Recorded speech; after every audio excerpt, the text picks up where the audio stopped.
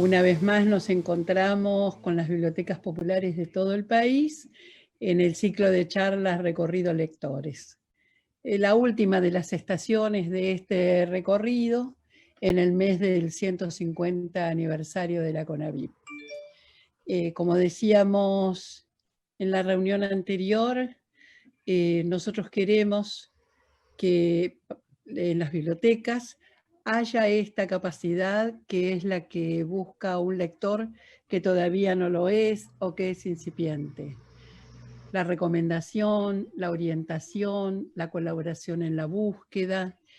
Y pensamos que qué mejor que hacer estos recorridos de la mano de escritoras y escritores que en distintos géneros y retomando distintas alternativas de la literatura, distintas expresiones literarias, nos acompañen a hacer una parte de este reaprendizaje con los títulos, las novedades, las recomendaciones, porque en este intercambio que hacemos cada miércoles, vemos que además de encontrarnos con nuestras escritoras y escritores favoritos, también hacemos un aprendizaje mutuo.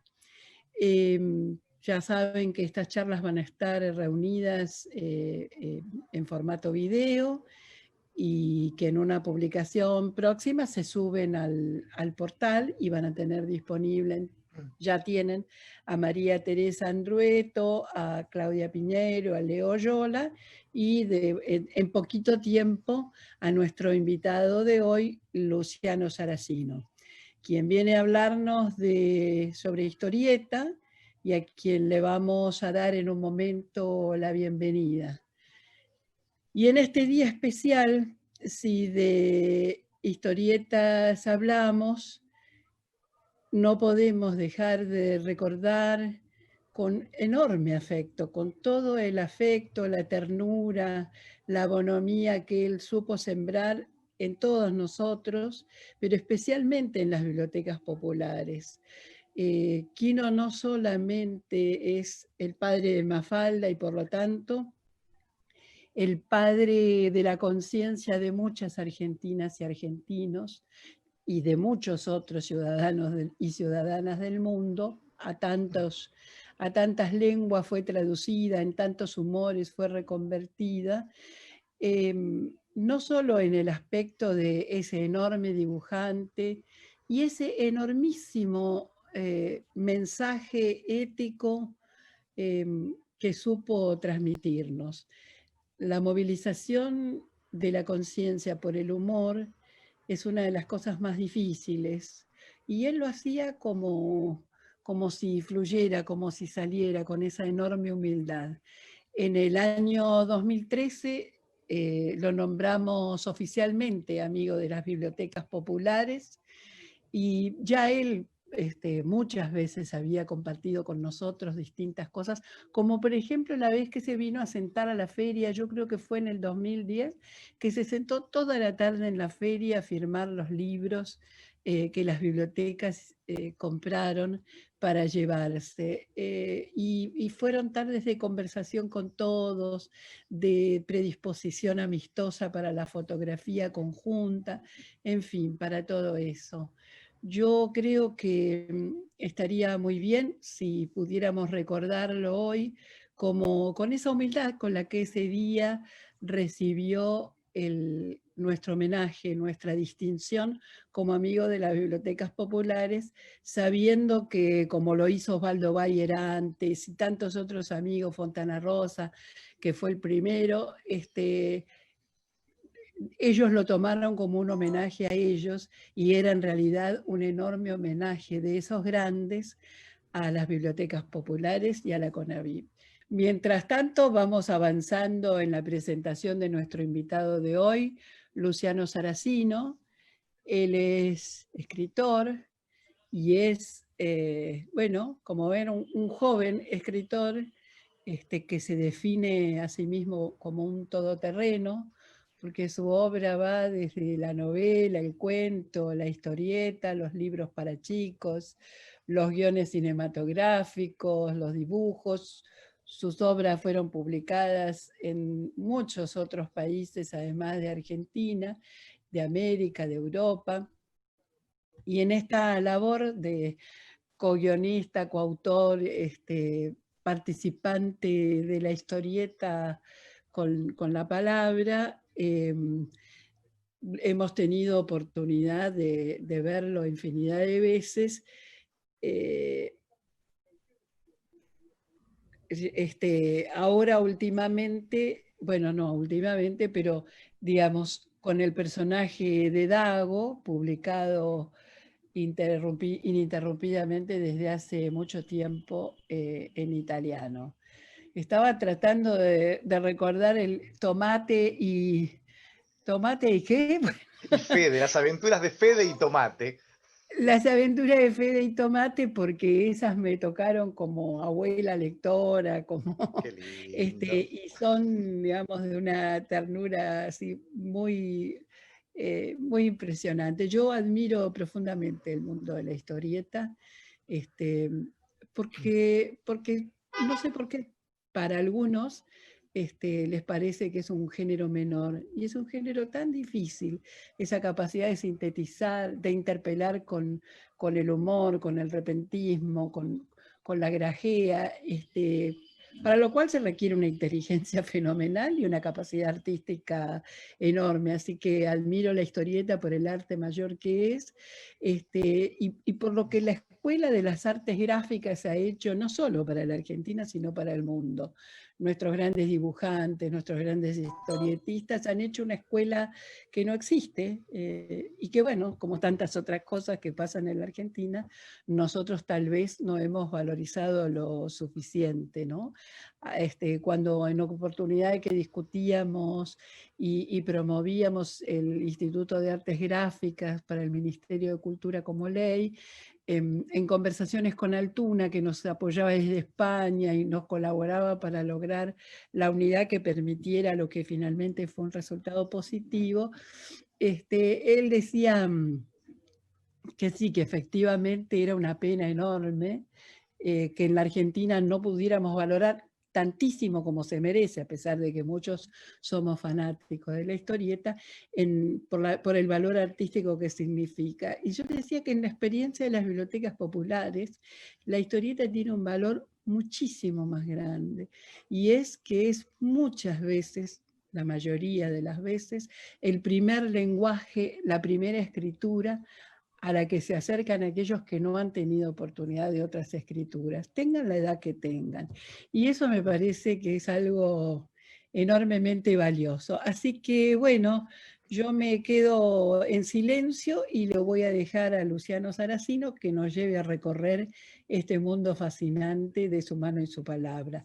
Cuando cuando vaya promediando van a empezar a llegar preguntas, y cuando vos terminás yo vuelvo, te acompaño ahora desde aquí, y vuelvo y te transmito esas inquietudes. Perfecto, María del Carmen, un gustazo gigantesco. Bueno, acá estamos. Eh, sí, soy Luciano Saracino, soy escritor de historietas. Me presento, un gusto verlos a todos y a todas. Hoy desde casa. La verdad que extraño muchísimo esos recorridos por las bibliotecas populares de todo el país. Son muchos años de caminarlas, de ir, de visitarlas, de estar, de traerme historias. Voy a hablar después un ratito sobre justamente las bibliotecas populares y mi experiencia y mis historias con cada una de esas bibliotecas, porque la verdad que no es lo mismo la carrera de un escritor o el camino de un escritor con o sin esas bibliotecas y esa posibilidad que tuve, que tengo de ir y de caminar esos caminos. Me llamaron, me convocaron la queridísima gente de Conavip, feliz cumpleaños, Conavip, con un beso gigantesco. 150 años no se cumplen todos los meses, así que en este mes de festejo vamos a festejar y vamos a hablar de amor. Me parece que lo más lindo que tiene la literatura o que tenemos los que amamos la literatura es transmitir ese amor, ver de qué manera podemos transmitirlo, ver de qué manera podemos traer gente a este hermosísimo planeta de lectores, de amantes de la lectura.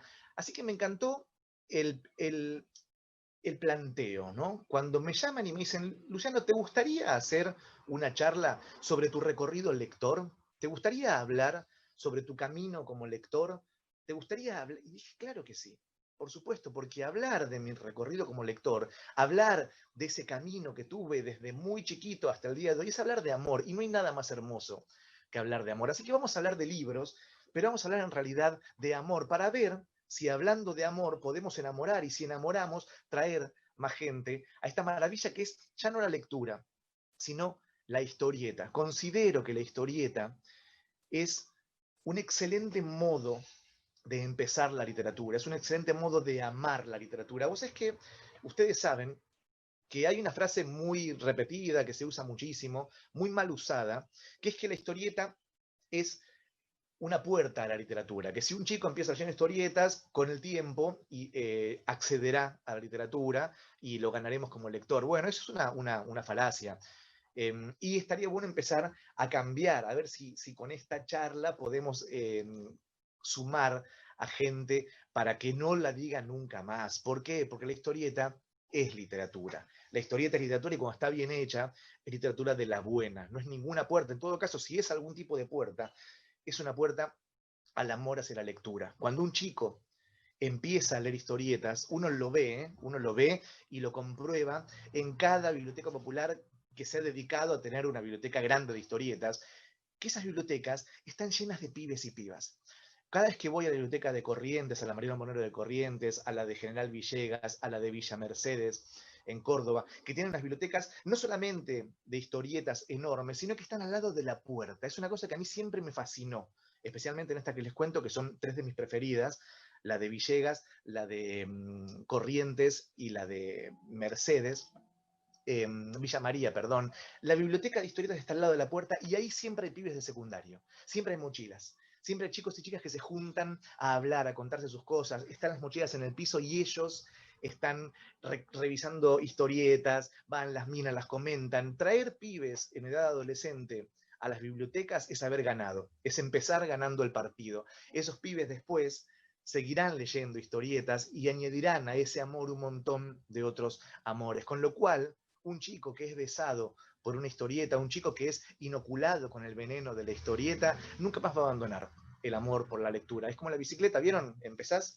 y no salís. Bueno, vamos a hablar del recorrido lector de un nene, que fui yo, y qué pasó con ese camino que lo fue llevando a diferentes lugares y vericuetos. Antes de empezar, sí, quería por supuesto mencionar al grandísimo Quino, al grandísimo Quino. Hoy durante toda la jornada, todo el mundo obviamente lo recordó, lo volvió a dibujar, compartió sus chistes, contó alguna experiencia que había tenido con él. Quino, el enorme Quino, que se nos fue hoy sin irse, ¿no es cierto?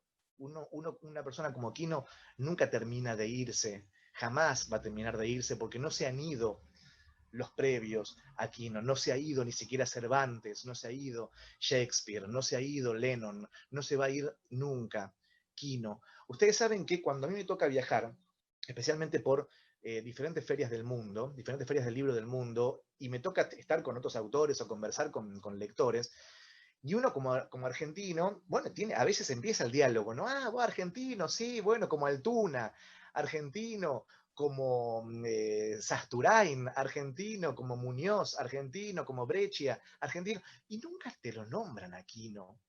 ¿Sabes por qué nunca te lo nombran Aquino? Porque no saben muy bien que Quino es argentino. Hay dos personajes que a mí me encanta cuando en alguna charla, en algún bar, salen esos nombres. Digo, sí, pero guarda que Quino es argentino, ¿eh? Son Quino y el Che Guevara. La gente no tiene muy en claro que uno y otro son plenamente argentinos. Con Quino pasa algo especial.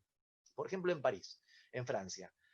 Por ejemplo, en España. Por ejemplo, en Portugal. Por ejemplo, en Taiwán, donde he estado hablando y disertando sobre historietas.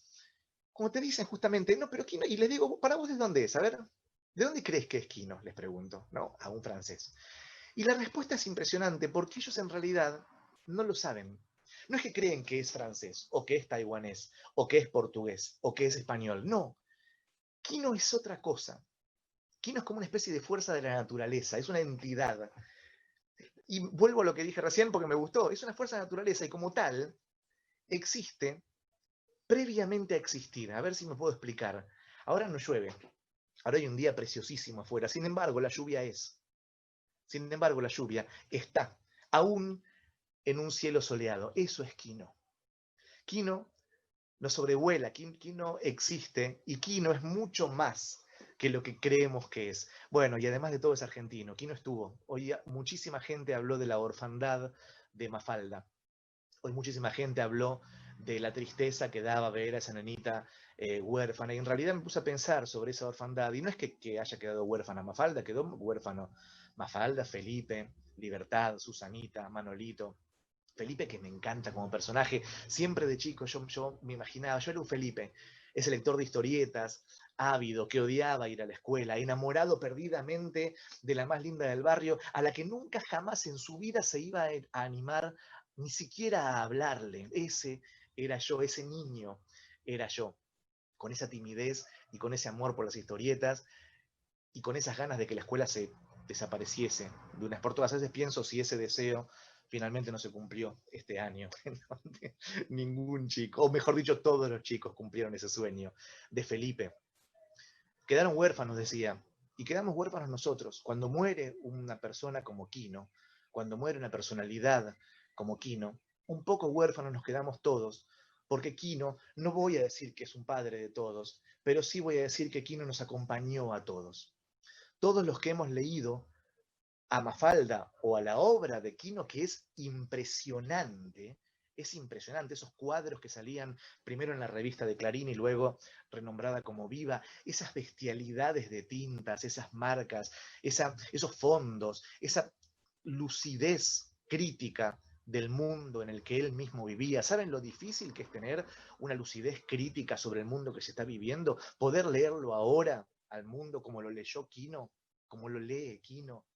Quino sigue siendo novedad y va a seguir siendo novedad. Entonces, cuando se van estas personas, se va una parte nuestra, se va un pedacito nuestro, se va ese lector que fue uno que con 7, 8, 9 años le preguntaba a sus padres qué significaba tal o cual palabra, y a veces tal o cual palabra eran justamente burocracia, burgueses, pornografía. Había uno que justamente entraba a Mafalda y le preguntaba a su mamá con sus amigas que tomaban el té qué significaba la pornografía o la trata de blancas. Nosotros éramos esos niños que mirábamos el mundo de igual a igual con Mafalda, pero no nos lo contaba como si fuésemos niños que debían ser tratados como niños. Mafalda rompió todas las barreras y en Mafalda se contaba la historia de un grupito de amigos pequeños y niños que observaban el mundo, pero en ese mundo estaba la escuela, estaban los amores, estaban los juegos, pero también estaba el hambre, estaba Vietnam, estaban los Beatles, estaba el FMI, estaba la deuda externa,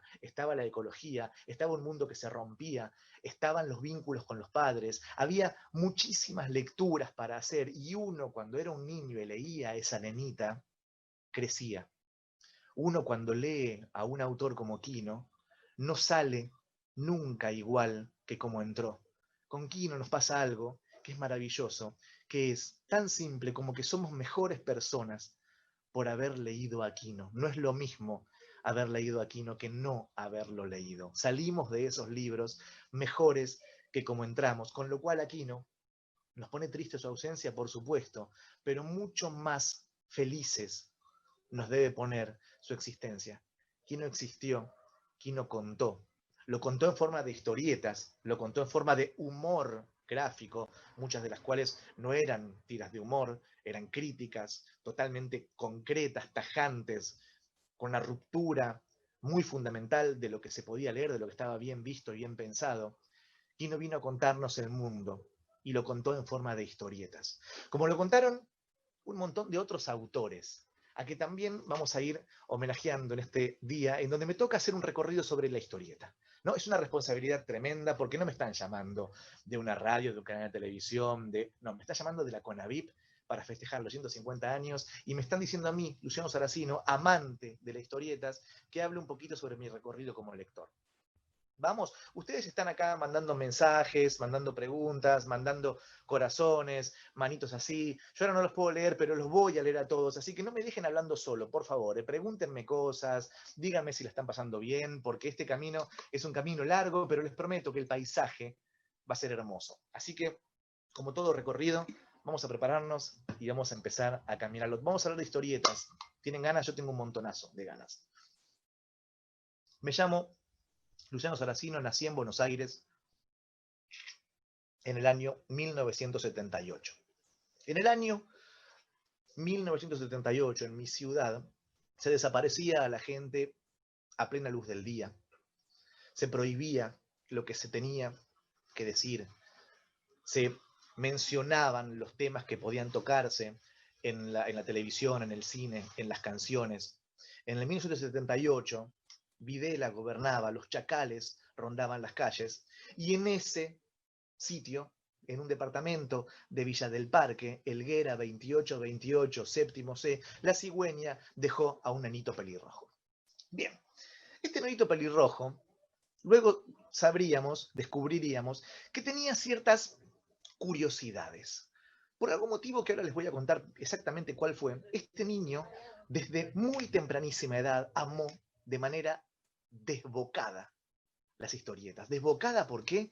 Porque no podía parar. Un caballo cuando se desboca va para adelante y corre y sin saber para dónde va, porque está medio como loco. Bueno, yo leía todo lo que tuviese viñetas y globitos, lo que caía a mis manos con 4 años, 5 años y 6 años, que fuera de historietas, yo lo leía. Tenía un padre, Enrique Saracino, Manuel Enrique Saracino, que siendo él niño, había sido un amante profundo de las historietas y había comprado centenares de revistas de historietas, algunas de las cuales se les voy a mostrar ahora porque van a venir al caso dentro de muy, muy poquitos minutos. Este padre, les decía, guardaba en unos armarios sus historietas que no tenía permitido yo leerlas solo. ¿Por qué? Porque era un niño, como decía, ávido y desbocado, que podía romperlas porque eran tesoros, y los tesoros, sabemos, son como pompas de jabón, como sueños, que si uno los mira muy de cerca se pueden romper, pueden desaparecer e incluso pueden haber nunca existido. Así que esas historietas eran como una especie de tesoro que yo tenía reservado solamente para algunas ocasiones especiales. También tenía este niño 2 hermanos, uno bebé, recién nacido, y uno más grande, 4 años mayor, que se llamaba Pablo. A este Pablo, el portero del edificio le traía todas las semanas las historietas que la gente en el departamento tiraba. ¿Por qué? Porque este niño nació en un país, en un mundo, donde la gente tiraba sus historietas. Gracias al cielo las tiraba. ¿Por qué? Porque llegaban a mi casa. En esta casa en donde vivía yo, el que era 28 séptimo C, lo decía rapidísimo para no perderme, tenía un miedo terrible yo de chiquito de perderme en la calle. Fue mi primer horror, mi primer terror, mi primera angustia. Entonces lo repetía siempre, por si alguna vez me perdía, saber a dónde tenía que recurrir. El tema está que no sabía a quién le tenía que decir, porque me habían enseñado que los policías se llevaban a la gente y se llevaban a esos que estaban en mi departamento con fotos en blanco y negro, con nombres, pero sin cuerpo. Sabía que los únicos que podían defenderme a mí eran mis papás, Diana y Enrique, y mis héroes que vivían en revistas de historietas. No podía salir a decir a los que debían cuidarnos que nos cuiden, porque esos eran los que no nos cuidaban. Decía que el portero traía historietas acá, se traía este tipo de historietas. La D'Artagnan, el Tony, ¿no? Revistas de editorial Columba. En mi casa mis padres no compraban esto porque las consideraban que eran revistas media fachas. Entonces no se compraba. Se compraba así la revista Fierro, la revista Humor, se compraba alguna que otra revista Scorpio, pero el Tony y la D'Artagnan no se compraban, así que la traía el portero. Mi hermano mayor estaba enloquecido con una de esas historias que se publicaban en esta revista. Se llamaba Dago, año 1981-1982. Esta historia contaba la vida de un esclavo, año 1981, año 1982, y todo lo que este esclavo sufría, cómo le rompían la planta de los pies, cómo lo hacían entrar en un arroyo lleno de sanguijuelas para luego usarlas como remedios. Era un esclavo de la década del Renacimiento, cómo este esclavo era transportado en diferentes galeones y vendido y vuelto a vender y escapaba y volvía a ser convertido en esclavo. Mi hermano mayor me contaba las historias como quien cuenta una maravilla. Y lo dibujaba él, lo dibujaba. Uno de esos dibujos adorna las paredes de nuestra casa familiar en el río, en Entre Ríos, todavía ahí, cuando él tenía 6, 7 años, dibujó a un Dago, el esclavo, que permanece y te mira a los ojos. Yo era muy chico y la verdad que me parecían medio emboles estas historietas. No había gente con el calzón arriba de los pantalones, no había nadie con capas, nadie volaba, nadie tenía poderes. Eran historias humanas que a un pibe de 3, 4, 5 años le parecían un embole, excepto cuando se les contaba a su hermano mayor, que por supuesto era su ídolo. Entonces lo que hice fue, guardé ese nombre para más adelante, Dago. Repítanlo ustedes en su casa. Dago, Dago, Dago. ¿Ven cómo les queda para siempre? Como una puñalada.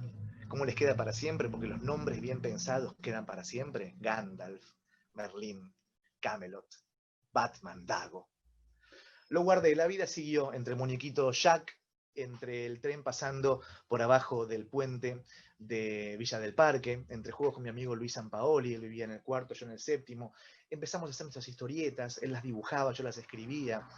Pasó coleccionando mexicanas, historietas mexicanas que publicaba una tal editorial Novaro y que tenía una maldición tremenda, que era nunca podías conseguir 2 números consecutivos. Si continuaba, no encontraba jamás la continuación, porque llegaban de México en lotes y uno las compraba en algunos kioscos de revistas, especialmente de las estaciones de tren, y si te continuaba te querías medio como matar.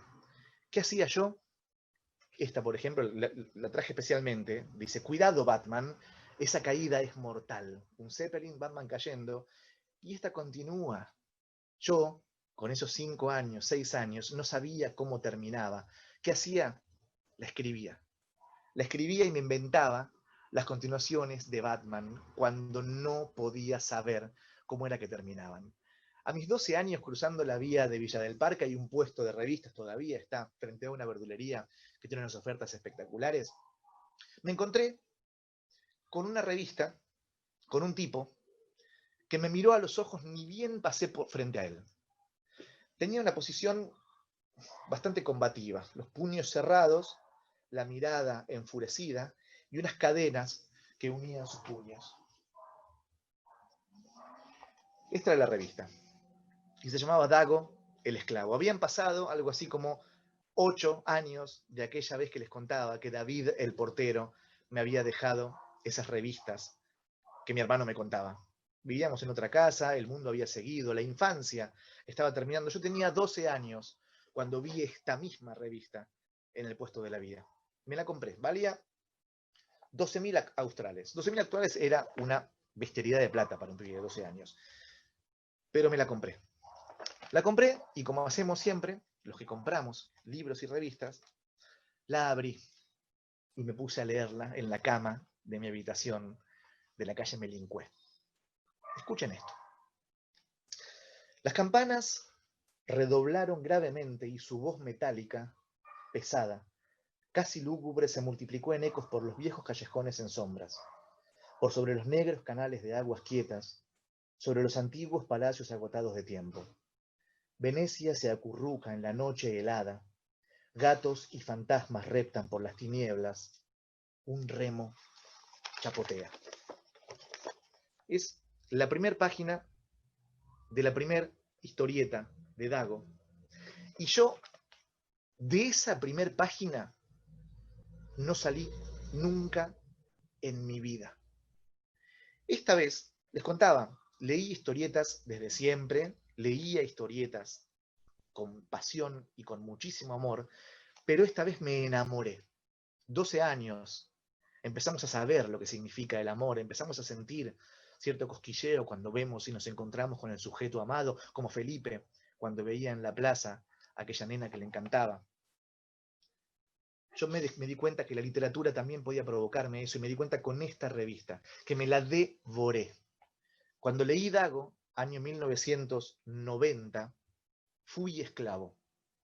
Cuando leí Dago, año 1990, supe la trágica que podía ser la vida, la existencia. Supe que el camino no iba a ser feliz porque no todas las historias terminan bien. Me di cuenta que había un mundo muy fuera de la literatura para chicos y de las historietas para chicos que había que empezar a recorrer, y había que recorrerlo con cuidado. Porque si lo contaba gente como, por ejemplo, un tal Robin Hood que firmaba estas historietas, las historias no iban a tener contemplación con el lector. Iban a pegarte en la cara o iban a besarte profundamente, y uno con 12 años no estaba listo para que lo golpeen en la cara y lo besen apasionadamente. Yo me dejé golpear, me dejé besar y me conquistó.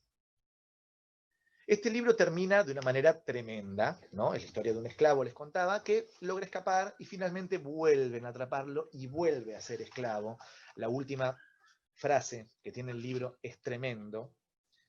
porque es una página completa en donde Dago se vuelve loco y dice: para esto tanto sacrificio, muerte y traición para volver al punto de partida. Jaja, esclavos otra vez, esclavos nuevamente, esclavos, esclavos. La dictadura militar seguía desapareciendo gente, iba a intentar una guerra loca, desquiciada, que iba a matar a centenares de pibitos argentinos, y un tal Robin Hood escribía la historia de un esclavo que después de sufrir lo indecible volvía a ser esclavo, porque del destino no se escapa. 12 años y el libro terminaba como había empezado. Yo no estaba listo para eso. Lo abrí y me di cuenta que tenía en algún lugarcito un teléfono. Un teléfono que, de hecho, puedo llegar a buscarlo y encontrarlo nuevamente. Avenida Perón, 5491. Y el teléfono es 45 11 45, ¿no? Números cortitos eran en ese momento. Llamé por teléfono para preguntar cuándo salía el siguiente número de Dago. Me atendió una mujer. Esa fue la primera vez que una mujer me rompió el corazón. Porque lo que me dijo fue: no lo tenemos en plan, posiblemente no salga nunca. Dago, ese hombre que había pasado las 1001 y ahora volvía a ser esclavo, quizás no volvería a ser publicado por la gente de Editorial Columba. ¿Qué hice? Fui a todas las revistas que me había dado David, el portero, y empecé a buscarlas, Dago, para ver cuáles eran las que seguían a esa última que había sido recopilada en este libro. Más o menos empecé a encontrar un camino, un seguimiento. Pero como también era incompleto, me empecé a inventar historias de Dago. Me empecé a inventar historias donde él lograba finalmente encontrar a aquellas personas que lo habían traicionado, pero cuando estaba a punto de matarlas, se le escapaban. No me animaba a contar las historias relevantes, porque eso las contaba Robin Hood, y seguía escribiendo Robin Hood, mientras yo tenía 12, 13, 14, 15, porque la vida siguió, y Dago siguió, como siguen las cosas que no tienen mucho sentido. En algún momento de mi vida me volví escritor. Eso no hace falta que lo expliquemos mucho, porque son cosas que suceden. Un día publiqué un libro, otro día publiqué otro libro, otro día publiqué otro, un día me invitaron a dar una charla como escritor, y un día me preguntaron a qué me dedicaba y respondí sin ponerme colorado que yo en realidad trabajaba de escribir historias, por lo tanto era escritor. Otro día dejé el trabajo que tenía y otro día me di cuenta que hacía añares y añares que solamente me dedicaba a escribir y que con eso pagaba las cuentas y que con eso criaba a mi hija y etcétera. La cuestión es que una vez en la Feria del Libro de Buenos Aires deciden homenajear a Robin Hood, este autor que no solamente había escrito Dago, había escrito un montonazo de historias, Nippur de la Gage, Gilgamesh el Inmortal, Sabarese, Pepe Sánchez, Mi novia y yo. Seguro que ustedes algunos lo van reconociendo, los que tienen más de 40. Los que le decimos a Batman Bruno Díaz y no Bruce Wayne, ¿no? Los que básicamente estamos en edad de riesgo.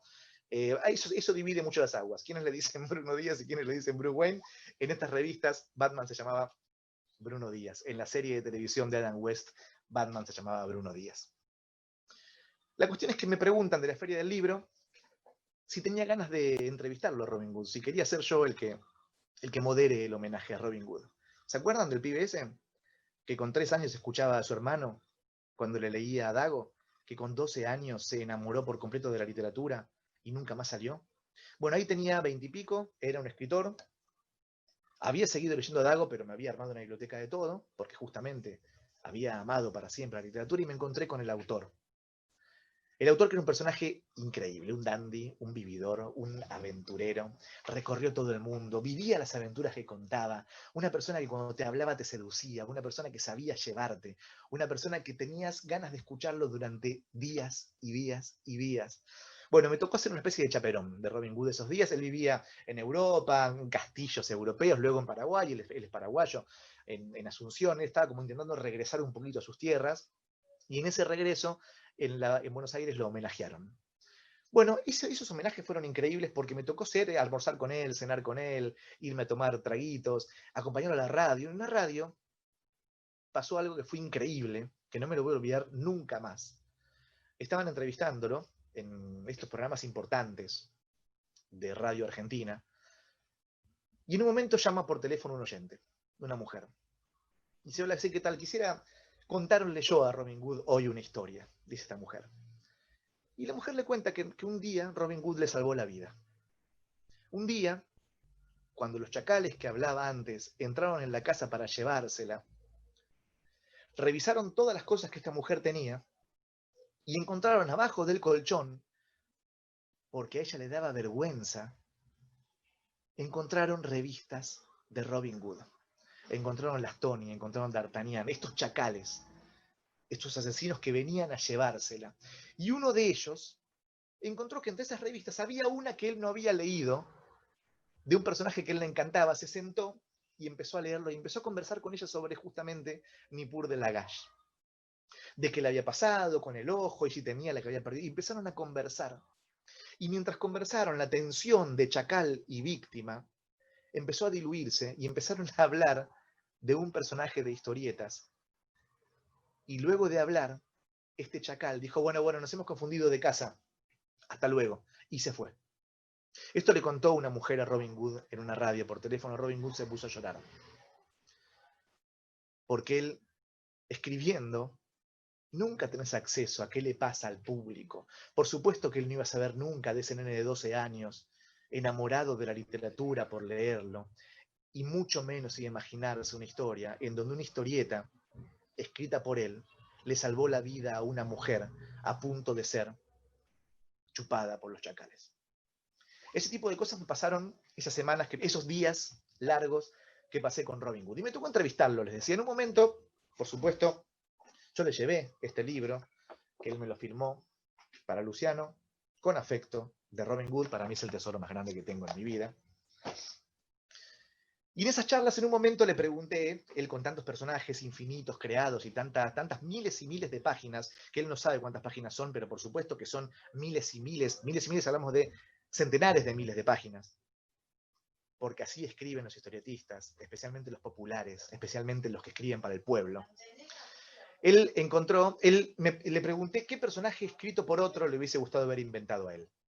Y me respondió el Corto Maltés. Me respondió que a él le hubiese encantado haber sido el creador del corto, el fantástico marinero, creado por el italiano Hugo Pratt.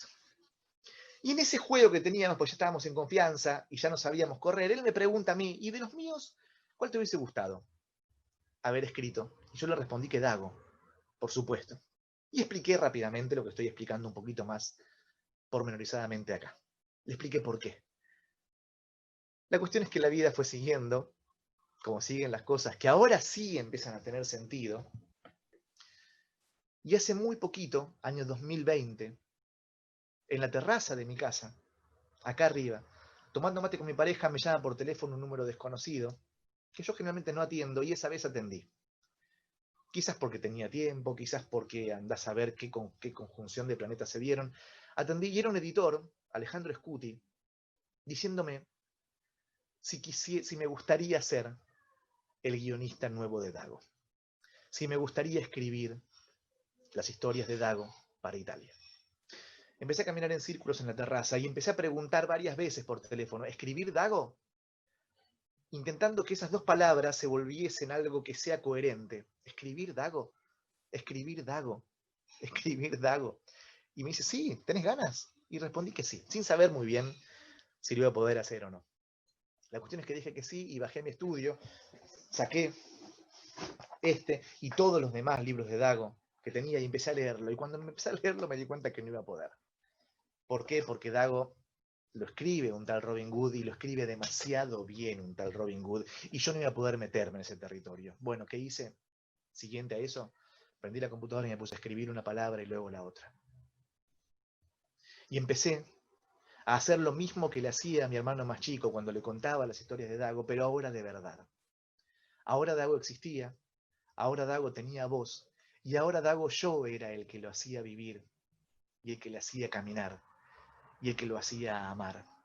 Hace muy pocas semanas, atravesamos la cuarentena, atravesamos esos primeros meses tremendos, llenos de angustia, llenos de no saber bien qué iba a pasar, encerrados en casa, muy metidos, con la calle totalmente vacía, y yo lo que hacía era revisar mapas medievales, a ver a dónde iba a llevar a Dago ahora, con una lupa, a ver a dónde iba a caminar y qué le iba a pasar. Fue mi manera de recorrer y de viajar.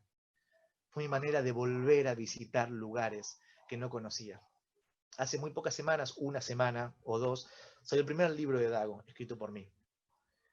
Y es tremendo porque Dago tiene fanáticos que se cuentan de a decenas de miles, ¿no? Es un personaje que se vende de cientos de miles de ejemplares por mes. Y claro, tiene páginas de fans. Y cuando salió el primer libro, entré en la página de fans para ver qué decían. Y no saben lo lindo que era empezar a leer lo que la gente decía sobre mi Dago, sobre ese Dago, que ahora le pasaban cosas porque yo me animaba a contarlo. Uno me dijo algo que me quedó marcadísimo, que fue, por favor, para el próximo libro no seas tan cruel. Hacelo disfrutar un poquito a nuestro amado Dago. Me di cuenta que ahí éramos un montón los que amábamos a Dago. Ya llevo 500 páginas escritas solamente sobre Dago, 5 libros, con aventuras en donde recorro todo, ¿eh? Pasa por China, pasa por Pasco, pasa por todos lados, y seguimos contando. Cuando el mundo se me vuelve angustiante, estos últimos meses tengo la opción de sentarme y escribir Dago. Les juro que escribo Dago como ese nene que por primera vez recibió una trompada en la cara y un beso de amor. Me agarra desesperación por no poder ir y decirle a ese nene de Helguera 2828 séptimo C, no sabés lo que estamos haciendo, pero no podemos. Ese es mi recorrido lector con un personaje de historietas que a mí me cambió la vida y que ahora lo puedo hacer hablar. Otro recorrido, vayan preguntándome cosas, me tomo un mate porque los recorridos nos cansan también, ¿eh? Es impresionante cómo a veces las piezas se encastran, ¿no? Cómo a veces el recorrido nos lleva a lugares que no sabíamos que íbamos a poder llegar o ni siquiera pensábamos que íbamos a poder. Yo, por ejemplo, estoy trabajando ahora y de hace muchos años con Ariel Olivetti, que es el dibujante de una revista que yo compraba también en el mismo kiosco de revistas de Villa del Parque, que era Cazador, ¿no? En estos momentos, pensar que yo soy no solamente socio de Ariel Olivetti, sino amigo y hermano de Ariel Olivetti, marea, pero marea de una manera hermosísima. Como marean, vuelvo, ciertos olores de la primavera, ciertos besos que no se borran nunca. Ese soy yo. Sigo siendo ese apasionado que leía historietas de nene y que sigue leyendo historietas ahora. Tengo una remera de Linterna Verde, por si no sabían, por si se preguntaban quién es esa remera verde que tengo acá. Recorrido lector número 2. Apenas leía. Les conté del armario ese donde mi padre guardaba sus tesoros. Bueno, un día mi padre me sienta en la mesa del living, Helguera 2828, séptimo C, y me muestra este libro. ¿Lo ven? Son 2 libros, igual a este. Yo les voy a mostrar solamente uno. Y me dice, acá tengo un tesoro, te lo quiero mostrar, te lo quiero compartir. Y me lo abre. Este libro empieza con esta imagen. Esta imagen es una imagen icónica. El japonés que se viene hacia nosotros, el peligro, el mal, la aventura que sale de la página, que rompe el papel para venir a nosotros. 4 de septiembre de 1957. 4 de septiembre en Argentina es el día de la historieta. 4 de septiembre en Argentina es el día de la historieta por esta revista que tengo acá, en donde aparece por primera vez un personaje que hasta ahí no había aparecido nunca, que se llama El Eternauta. Acá aparece por primera vez en la historia un personaje que iba a cambiar la historia de la literatura argentina. ¿Por qué? Porque nos iba a enseñar que nosotros también podíamos vivir la aventura. Acá también podía pasar la aventura. Mi papá me la leyó completa, al Eternauta. A veces le preguntaba algunas cosas, a veces necesitaba que vuelva a leerme algunas partes, pero tuvo la paciencia de leerme por completo una historia enorme, una novela enorme, repleta de mensajes y lecturas. Cuando fui más grande, y cuando fui militante político, y cuando decidí jugarme la vida por mis ideas políticas y bajarlas a mis historias, me di cuenta que ese Eternauta, cuando era chico, era una historia de aventuras extraterrestres y de amistad, también era una historia de bajada de línea política, de profundidad, de lectura concreta del mundo. En algún momento tuve la posibilidad de escribir una serie sobre Oesterheld, el autor del Eternauta, donde contaba los últimos días de la vida de Germán. Esa serie la interpretaba Miguel Ángel Solá y sigue siendo uno de mis tesoros. Les podría contar un montón de cosas sobre la serie, podríamos hacer un programita entero sobre Germán, últimas viñetas, que realmente fue de los tesoros que más guardo, porque me contacta directamente con mi padre, me contacta directamente con mi amor por las historietas, y me contacta directamente con Oesterheld, que es de alguna manera mi mentor, sin quererlo, por supuesto. La cuestión es que está saliendo ahora en los kioscos de revistas, la tengo por acá, sepan disculpar que tengo una especie de pila, porque quería compartirles con ustedes un montón de historietas. Está saliendo ahora en los kioscos de revistas El Eternauta, en fasciculitos, ¿no? Bueno, tengo una hija, Malena, de 8 años. Malena ya fue besada por el amor de la literatura y Malena lee ávidamente todo lo que cae en sus manos, especialmente si son historietas. Está pasando con esto algo que a mí me emociona al nivel de las lágrimas.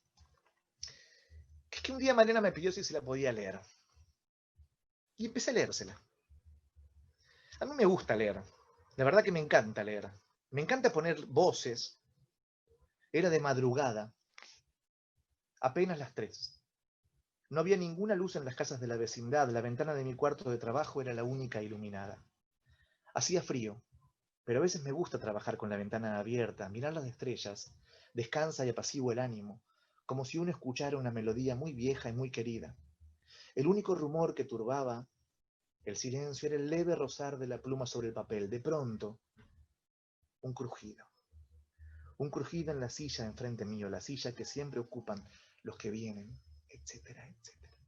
De golpe, la aventura. De golpe, el Eternauta. Y mi hija, que empezó a leer esto, empezó a escuchar esto sin saber muy bien qué era, en estos momentos está absolutamente metida dentro de una historia que le lee su papá. El otro día, les cuento un secreto, una intimidad, mi papá vino a mi casa embarbijado, posiblemente a traerme alguna torta hecha por mi madre o algo así, y Malena, mi hija, le contó a su abuelo, ¿sabes qué, abuelo? Estamos leyendo el Eternauta. Y mi papá le dijo, pero ¿no sabes lo que era cuando yo era chico? Que salían 3 páginas por semana y había que esperar el siguiente número. Mi papá iba a interceptar el camión de distribuidores de cómics, de revistas, para que ninguno en su pueblo le compre su Eternauta antes. Él interceptaba el camión de revistas porque él amaba esas revistas y no iba a permitir que nadie se las robe. Como soy escritor de historietas, una vez logré que Solano López le firme a mi padre. Dice, 50 años después, Solano López, 12 de diciembre del 07. Y mi padre, al lado de Solano López, volvió a ser ese nene de 12 años que leía El Eternauta en su pueblito de Entre Ríos. Mi viejo le contó a mi hija lo que él amaba esa historieta y cómo le fascinaba tener que esperar para volver a seguir leyéndola semana tras semana. Desde ese momento, mi hija, cuando se la leo, me dice, papito, léemela como a Quique, léemela de apartes, no me la leas mucho. Quiero saber lo que sentía el abuelo. Mi hija, y perdonen que me emocione, está leyendo una historia que es muy diferente a la historia que leí yo de niño y la historia que leí yo de militante. Está leyendo una historia, Malena, de 8 años, o papá, le está leyendo una historia, donde afuera en la calle pasa algo que mata. Donde afuera en la calle pasa algo que es peligroso. Y que para enfrentarte a ese algo, hay que ponerse algo para que ese algo no te toque. El miedo en esa historieta está afuera. Y mi hija, con 8 años, está entrando en esa historieta y entendiendo el mundo como nadie se lo podría explicar. Su mundo está siendo amenazado por un mal que habita afuera.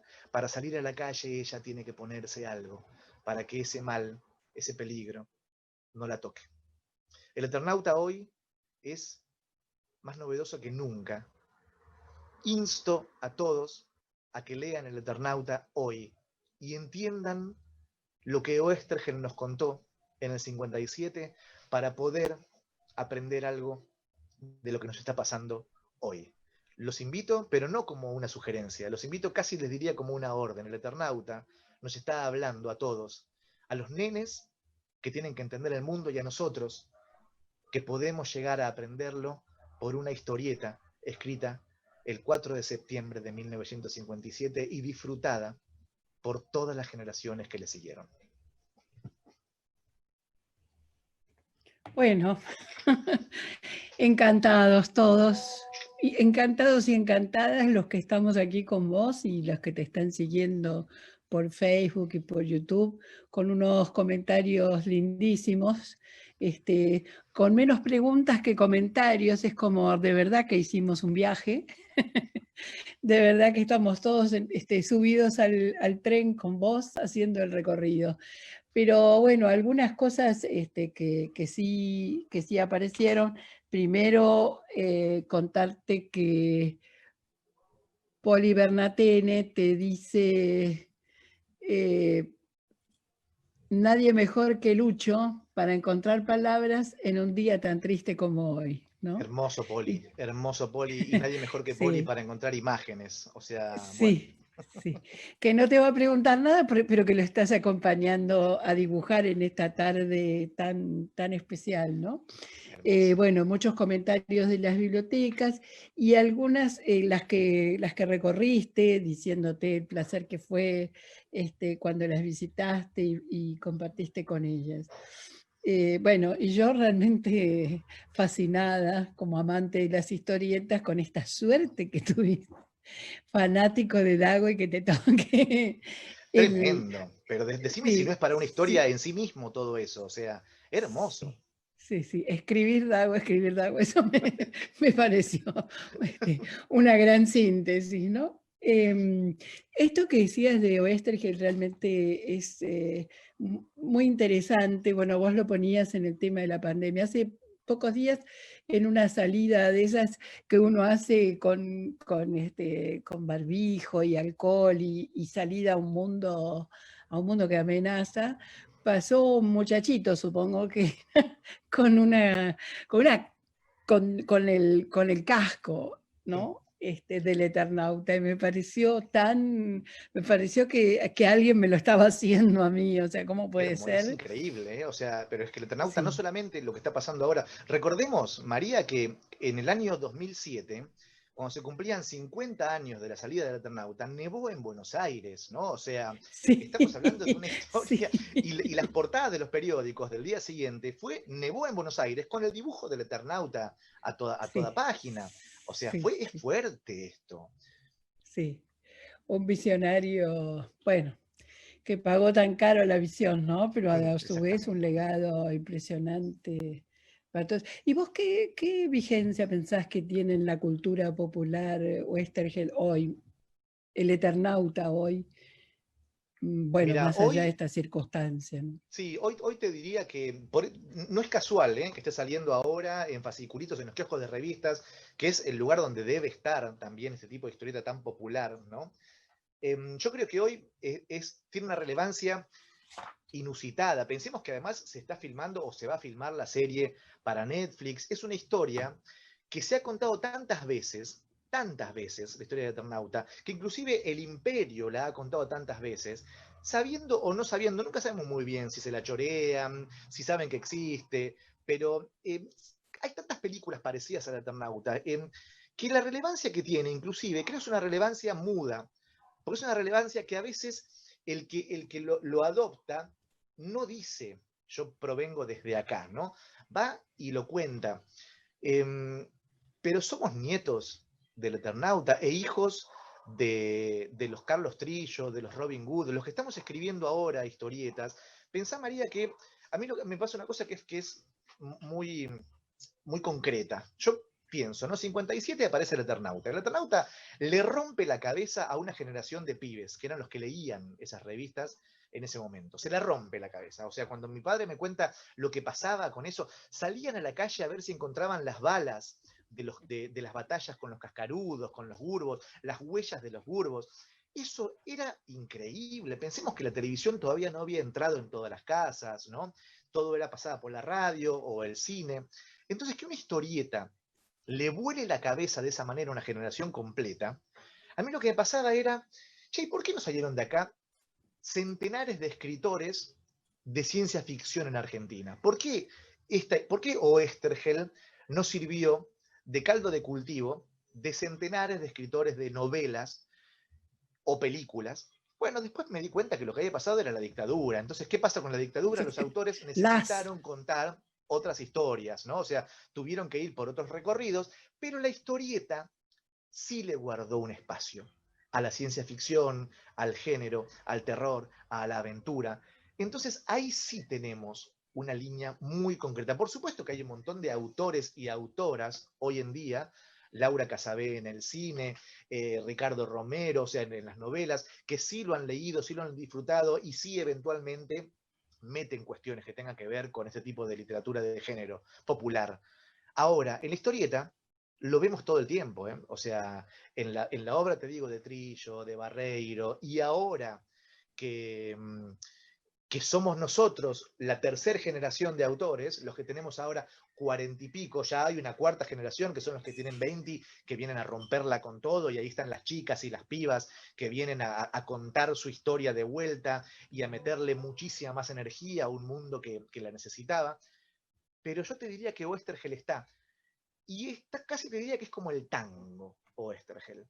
Hay un momento de tu vida que Oesterhel te va a llegar, como el tango, que al principio, bueno, no, a mí lo que me gusta es el punk rock, está perfecto, dale tiempo. Eso que decía Goyeneche, todavía no te rompieron el corazón. Cuando te rompan el corazón, va a haber lugar para el tango en tu vida.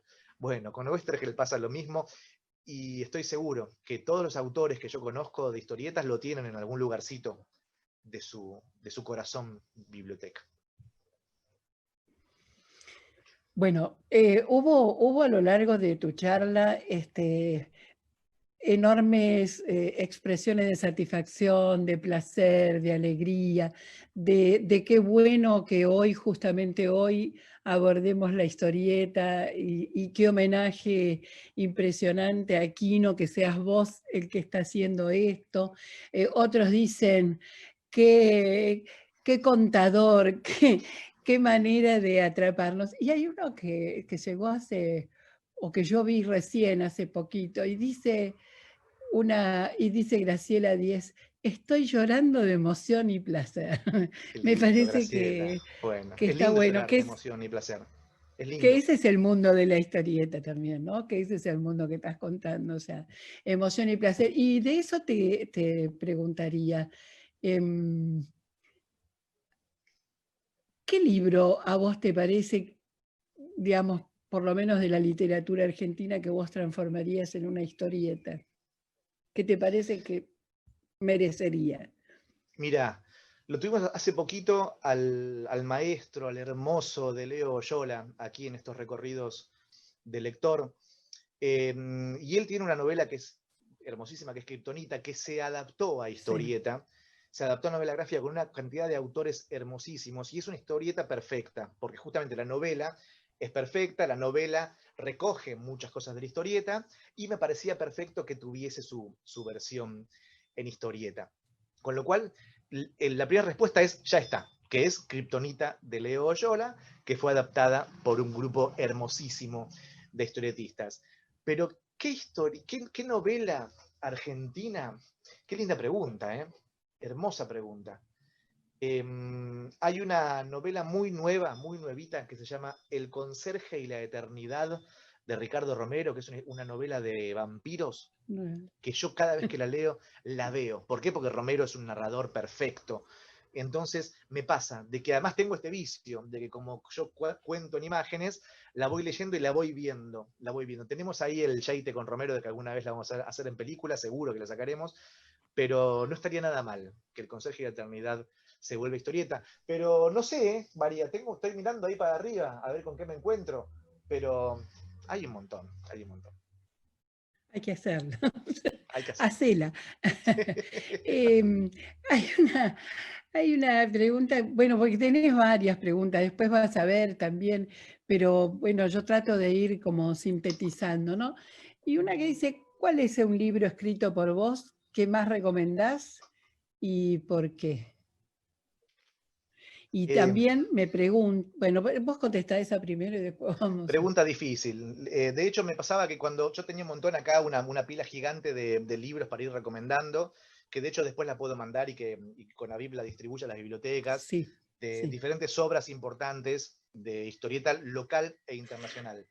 No había ninguna mía. O sea, estaban las que mi hija me dijo que sí o sí mencione, como por ejemplo el Batu de Tute, que es fundamental. A la hora de comprar en las grandes compras de bibliotecas, a veces pasa que los bibliotecarios vamos a lo seguro, porque sabemos que a los chicos les gusta, ¿no? El gatito este, y etcétera. Pero cuando te das cuenta que los pibes en realidad el gatito les gusta porque lo tienen, y si encuentran otro tipo de libros, van y se fascinan con ese tipo de libros, bueno, eso, vayan por Bueno, eso acá. esperamos, ¿no? Eso esperamos de vos, que nos recomiendes un poquito para que la elección sea... Exactamente. Yo les voy a dejar una recomendación de los libros que a mí me parecen que está buenísimo que estén en las bibliotecas, porque vuelvo a decir, biblioteca con historietas es biblioteca que atrae a los pibes. Pero me pasa como experiencia, de cada vez que voy a un pueblo y entro a la biblioteca y en esa biblioteca le dieron bola a la historieta, está lleno de nenes, o sea, lo usan como club y están ahí. Vuelvo a la imagen de las mochilas en el suelo. Me parece hermosísimo que se junten ahí, como se juntan las mujeres en las bibliotecas, a tejer, a hablar, como se juntan también y se forman espacios de intimidad en donde se cuentan inclusive las violencias, los abusos. La biblioteca en los pueblos no es solamente un lugar donde se guardan libros, es un lugar donde se protege a las personas, es un lugar donde la gente se siente cómoda. Lo he vivido tantas veces, tantas veces. Ahora después quisiera cerrar con una especie de muy breve mención a mis queridísimas bibliotecas populares, porque de verdad las adoro. Lo que me han dado no tiene nombre. Libros míos, es muy difícil la pregunta, me da mucha vergüenza hablar sobre libros Dale, míos. dale, dale, Hay un dale, libro te que la pedimos. yo adoro, está publicado por Edubim, que es una editorial de la Universidad de Villa María, que está dibujado por Carlos Gómez. Carlos Gómez es el dibujante de Dago más famoso. Yo trabajé con él, miren, en la portada estoy yo siendo golpeado, miren el palazo que me pega. Me dibujó de profesor universitario durante la noche de los bastones largos, y yo siempre le digo, ¿cómo lo disfrutaste, Carlos? Porque acá se nota que le... Bueno, este libro, que es verdaderamente una obra de arte de Carlos Gómez, pasa un poquito por todos los momentos de la historia argentina reciente, la búsqueda de los desaparecidos, la antropología forense, fíjense la belleza de las ilustraciones, la dictadura, los bastones largos. Me parece que es un libro interesante para leer, especialmente en colegio secundario. Lo quiero mucho, por muchísimos motivos. El diseño que tiene, de hecho, ¿recordás la Es portada muy que te mostré lindo. del Auracero, la portada naranja? Bueno, Claro. el diseño que tiene es un diseño que homenajea al Auracero Es muy, número 1. sí, Así que es de época. Es exactamente, es muy muy lindo, de muy época. lindo. Y lo que es lindo es, si en aquel momento 57 el mal estaba viniendo, ¿no? Ese japonés que corría con la bayoneta, hoy en día lo tenemos acá. El mal ya nos golpeó, es la mano, ¿no? De la fuerza policial, de la dictadura, de la represión, golpeándonos, ya nos rompió la cara, ya nos rompió la cara. Me parece que es como un buen juego entre aquello que se venía y esto que sucedió después. Así que Historias Cortas es un libro que yo quiero muchísimo. Voy a buscar acá rápidamente, mira, me levanto y vuelvo, porque lo tengo acá cerquita. Dale, mientras tanto yo le digo a la gente que nos está viendo que sí, que efectivamente, gatito no compren más, como dice una biblioteca, gatito no compren más porque tiene poco texto, no mucha creatividad y además gatito chorea te chorea muchas cosas ajenas, así que Sí, no sí. compren más gatitos, porque tenemos cosas muy lindas y este es uno de los objetivos de esta Además ya charla, lo que conocen al veamos todo lo gatito, que hay. tal cual, abramos la puerta a otras cosas. Les muestro, miren, les hablaba del dibujante de Cazador, Ariel Olivetti. Yo tuve la suerte de escribir con Ariel Olivetti un montonazo de libros hermosos. Este es uno de ellos, que se llama Itch, se consigue en Argentina. Es una historieta de superhéroes, de aventuras, pero en la época de la conquista. El héroe es un indio Qué americano que se ilustraciones bellas. enfrenta a los españoles. Su poder es que se vuelve animales y se enfrenta justamente al imperio. Itch se llama este, se los recomiendo, me encanta. Herbert West es una adaptación que hicimos con el dibujante chileno Rodrigo López, que adapta una novela de Lovecraft, una novela en entregas que escribió Lovecraft, terror, a los pibes les encanta, se llama Herbert West, Carne Fresca. Después se los voy a pasar escrito. Está muy bueno eso. Ometepe es mi libro preferido. Ometepe es un libro que se publicó primero en España, luego en Francia y ahora en Argentina. Es una historia de la isla de Ometepe en Nicaragua, que es una isla que son dos volcanes. La tradición oral de Nicaragua dice que son los pechos de una diosa que al morir cayó de espalda y le quedaron fuera del agua. Es una isla que justamente son los dos pechos de una diosa repleta de historias, la isla, imagínate, ¿no? Me tocó, está dibujada por el español Javier de Isusi, me tocó caminarla a la isla, me tocó recorrerla, ascender esos pechos perfumados, porque además tienen un perfume preciosísimo, y cuando nos volvimos con Javier de Isusi, escribimos una novela gráfica que para mí es posiblemente lo más lindo que haya escrito, se publicó en Argentina también, y ahora sacamos Cayetano, la leyenda del petiso orejudo, es el petiso orejudo Ah, qué bueno. contado en historieta. Está Qué buenísimo, dibujado bueno. por Nico Brondo, es una historia también de terror, pero terror verdadera, Cayetano. Después tengo muchos más para chicos y etcétera, pero después les cuento, porque no me gusta hablar de mí, me gusta hablar de otros. Sí, dice, hay un comentario que no voy a decir de quién es, dice, el gatito lo choreaba al maestro Quino. Y muchísimo, Y el muchísimo. maestro Quino con mucha humildad en algún momento de los encuentros en la feria y de conversación, que yo le decía, pero escúchame, qué mal eso, y decía, bueno, hay almas pobres y hay almas ricas, ¿no? O sea, hay posibilidad de crear y bueno, hay lo Exactamente. otro. Creo que eso, bueno, parece que tendríamos que ir cerrando, no sé qué me están diciendo acá, que si tengo que cerrar o que no. Yo de todos modos, antes de hacer caso a que si sí cerremos o no, me gustaría hacerte una pregunta que varias veces asoma con esto de las historietas y demás, ¿no? Si la historieta, el cómic y la novela gráfica son cosas distintas, que tiene que ver con esto que decías hace rato, que esta cosa de que si la historieta, la novela gráfica es puerta de entrada a la literatura, yo digo siempre que es la primera vez, en todo caso, Sí, es decir, es la primera vez de la literatura, ¿no? Pero sí. bueno, parece que el cómic no, bueno, decinos vos, que sos el que Mira, sabes. la historieta, María, siempre fue menospreciada, ¿no es cierto? ¿Por qué? Porque era esto que estaba hecho para el pueblo, ¿no? Era esto que leía el populacho. Fíjate que si la clase alta bailaba justamente en los bailes, la clase baja baila en las bailantas. Si la clase alta concurre a la ópera, la clase baja le queda la opereta.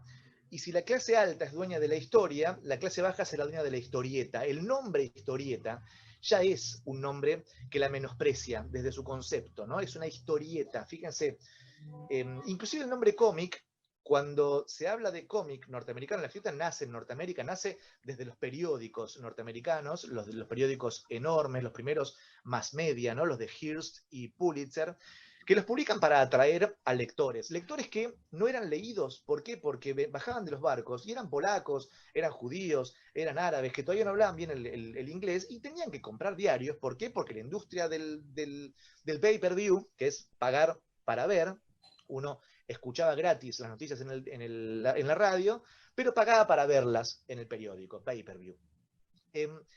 Estos polacos, digo, ¿no? Alemanes, holandeses, árabes, que bajaban de los barcos, compraban los diarios porque se les hacía fácil leer esas caricaturas que traían los diarios. De ahí proviene el concepto de cómic. ¿Por qué? Porque eran cómicas, porque salían tiras cómicas que aparecían en los diarios. Después quedó como nombre genérico. Se nombra cómic a todo aquello que esté realizado de esa forma, con viñetas, con globitos y etcétera.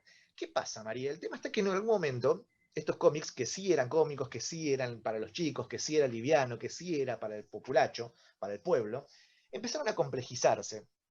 Y un día, un buen día, apareció este libro, que se llama Maus. Maus, como si fuese ratón, pero escrito así, Maus, de un tal Art Spiegelman. Es una historia de gatitos y ratoncitos, ¿no? Pensemos que esto se publicó en los 70, la historieta claramente era Mickey, era Superman, o sea, uno sabía dónde ubicarla. Cuando aparece esto, se armó un quilombo tremendo desde el lugar de los bibliotecarios y de los empleados de las librerías, que es, ¿dónde lo pongo esto? ¿No?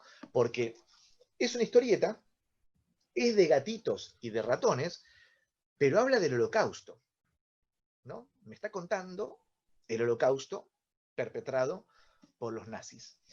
Bueno, entonces no es un cómic. ¿Qué onda? ¿Qué hacemos? Y ahí apareció, desde un casi te diría, para salvarles un poco las papas a los libreros, el concepto de novela gráfica. Novela gráfica, que es un concepto para vender libros en donde le dicen al lector de novelas que puede comprar esto sin culpa, porque no es un cómic, ¿no? Señor que lee a Sartre, no es un cómic, no es Mickey o Superman. Es algo parecido a una novela, pero con dibujitos. Entonces, empezaron a aparecer luego de este libro, escrito y dibujado por Art Spiegelman, un montón de otros libros para adultos que fueron mencionados como novela gráfica. Después, si nos gusta el término, si no nos gusta, si hacemos historietas, si hacemos tebeos en España, Cuadriño en Brasil, Fumetti en Italia, bande dessinée en Francia, son cuestiones de nomenclatura. A mí me gusta decir que yo soy escritor de historietas, o mejor dicho, soy escritor que escribo un montón de cosas, entre las cuales se incluye también la historieta. Ahora, si viene alguien a decirme, por ejemplo, mira, el que te mostraba del Petiso Orejudo, dice la novela gráfica del Petiso Orejudo. ¿Sabes qué, María? No me molesta para nada. A mí lo que me interesa es que la gente lo lea. El Eternauta, ¿es una historieta o una novela gráfica? El Eternauta es una obra literaria bellísima. Ponele el nombre que quieras, pero lo único que tenés que interesarte o ocuparte es de dejarte seducir y besar por una historia relevante, contada así, con viñeta y con globitos. Poner el nombre que le quieras, pero déjate llevar. Bueno, yo te cuento que está pasando, ¿viste eso que vos decís que pasa en las bibliotecas populares? Está pasando en el chat de Facebook, ¿no? Una biblioteca te pregunta que digas las editoriales de esos libros tuyos que Después mencionaste escribo. pero otra ya se las está contestando, le está diciendo cuáles son. Así que vos después podés completar tal vez. Y Poli dice, no, o sea, que hay que ver la serie Westergel escrita por Luciano, o sea, recomienda ver la serie, ¿no? O sea, por eso te digo, está como en un diálogo, es la biblioteca parlante, La mientras biblioteca parlante, disfrutan. me encanta el concepto. A ver, vos sabés que mientras estaba hablando me sentía que estaba en esas bibliotecas que están hechas en las estaciones de tren de los pueblos pequeños y que la biblioteca Sí. es lo último que tiene el pueblo antes de que comience el océano de Pampa.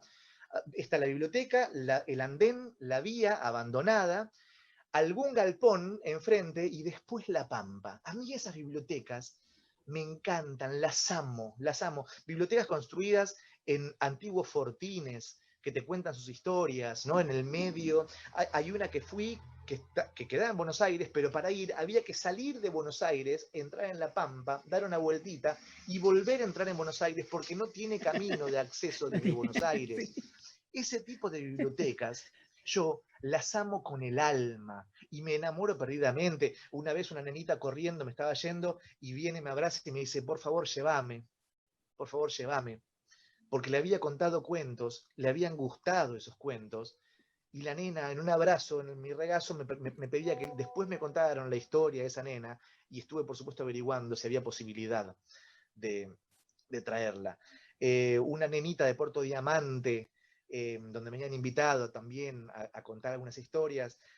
Alma, Almita, una belleza de nena. Una vez la trajeron a Buenos Aires con todo su equipo, con todo su grado, y me avisan, ¿no? La Lucha, mira, estamos parando en el Bauen, y me fui, me tomé un taxi y me fui a verla. En el momento que me ve, la nenita lo que grita fue, ¡Saracino! Me ve desde la puerta y viene corriendo a abrazarme. La biblioteca que está construida sobre un antiguo hotel en un pueblito, yo los nombres no los recuerdo, pero recuerdo cada una, y esa biblioteca tiene un fantasma, y me llevaron a ver en qué partes de la biblioteca se aparece, porque es alguien que se había matado en una habitación, y me contaban la historia. Vuelvo a decir, la hermosísima biblioteca de Corrientes, centenaria, con ese abalconamiento de madera que subís y cruje, y cada crujido te cuenta una historia. Esos son los lugares en donde yo me enamoro, esos son los lugares donde yo entro y vuelo, respiro. Esos lugares que son bibliotecas, pero también son el alma de los pueblos, también son el alma de este país tan dividido, vapuleado, roto, conflictivo, contradictorio. Este país que tiene todo eso también tiene a CONAVIP. Este país que tiene todo lo que sabemos que tiene, también tiene bibliotecas donde la gente respira, vive, se enamora y cuenta las cosas que no se atreve a contar afuera.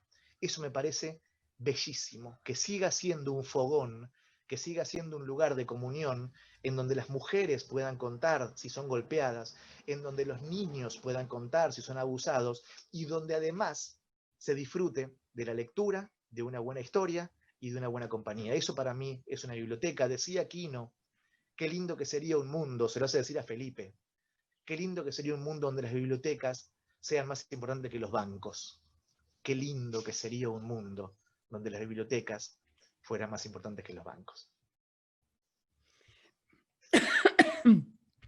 Yo no sé si pasaríamos directo a hacerle el homenaje a Quino con tus palabras, pero la verdad es que me da no sé qué dejar a esta gente de Villa del Parque sin que le contestes esta que es totalmente parroquial, y después sí, nos vamos a Quino y al homenaje que las bibliotecas populares le han hecho y quieren volver a hacer. Y te dice, el castillo de Villa del Parque, ¿entró en alguna historia que hayas escrito? Sí, por supuesto. El castillo de Villa Tan Parque, que parroquial. es una entidad, el castillo de Campana y la Vía. Yo de chico Y Campana y la vida. estaba abandonado, entrábamos con mis amigos durante los veranos interminables, íbamos en bici, dejábamos las bicis en la vereda y nos metíamos. Sí, por supuesto que aparece en mis historias. Villa del Parque aparece muchísimo. La bruja de mi barrio, una novelita publicada por Una Luna, lo tiene al castillo y tiene las calles de Villa del Parque. Estoy mirando mi biblioteca para ver si recuerdo. Historias entre tumbas, que lo publicó Reader Child, historias de fantasmas y de aparecidos para chicos, lo tiene el castillo. Sí, es inevitable. Ese castillo me marcó y de hecho ese castillo también soy. Así que sí, aparecen mis historias. Bueno, Luciano, la verdad que este recorrido ha sido un disfrute para todos los que estuvimos aquí. Bueno, quedás comprometido con mandarnos las listitas y las editoriales y todo lo que faltó. Te preguntan si Dago está editado en español. Dago lo está editando ahora, el Dago de Robin Hood, el Dago real, por original. El Dago. El Dago 1. Exactamente. Comic.ar, unos libros preciosísimos, unas ediciones hermosas, con el dibujante que les contaba, Carlos Gómez, con el que tuve la suerte de trabajar yo. Sí. Comic.ar publica Dago. Y los míos, aguantemos un poquito, porque van a salir, pero recién salieron en Italia. Yo calculo que el año que viene o el siguiente, 2021-2022, cuando ya haya varios publicados, los vamos a traer acá a Argentina, eso seguro.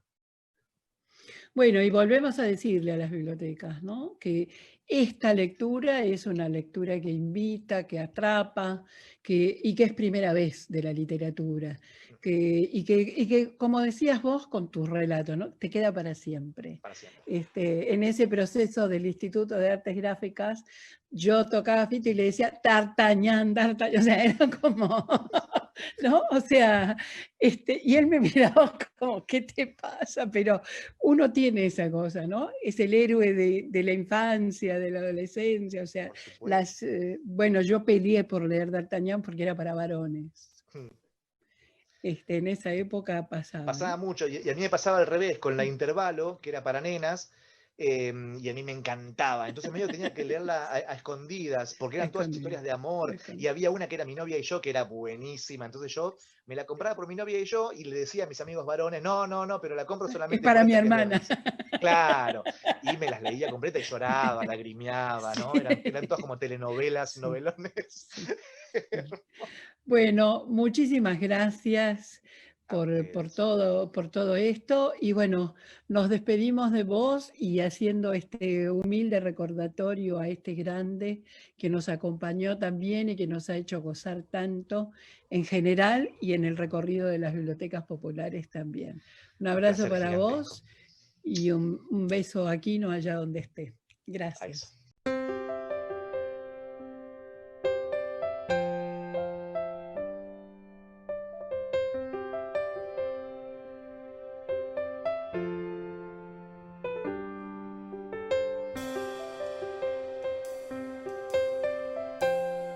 Para mí las bibliotecas populares son una cosa que cumplen una labor inigualable en todo el país y siempre me han emocionado mucho todas las obras que hacen y bueno, y toda la difusión que dan a toda la literatura argentina y extranjera